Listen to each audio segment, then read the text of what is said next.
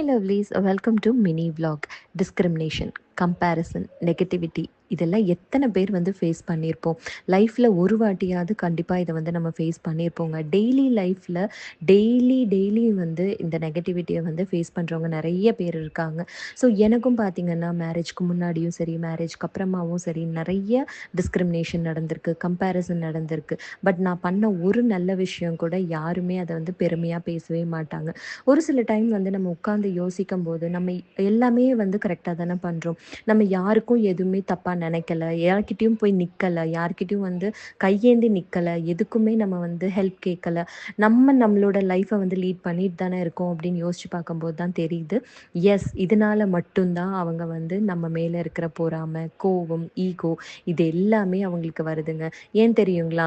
நம்ம வந்து நம்ம வீட்டில் நடக்கிற ஒவ்வொரு பர்சனல் விஷயத்தையும் அவங்கக்கிட்ட ஷேர் பண்ணி புலம்பி எல்லாம் பண்ணியிருந்தோன்னு வச்சுக்கோங்க, நம்மளை பற்றி பேசுகிறதுக்கு அவங்களுக்கு டாப்பிக்கே இருக்காது.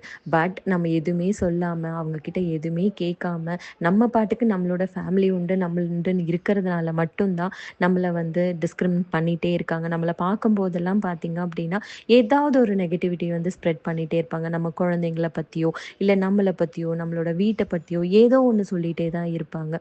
ஸோ நீங்கள் இனிமேட்டு யாராச்சும் உங்களை வந்து பண்ணாலோ, இல்லை மற்றவங்களோட கம்பேர் பண்ணாங்க அப்படின்னா, நீங்கள் மனசில் நினச்சிக்க வேண்டியது ஒரே விஷயந்தாங்க.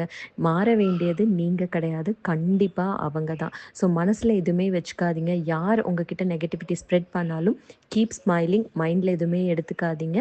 Love you all. பபாய்.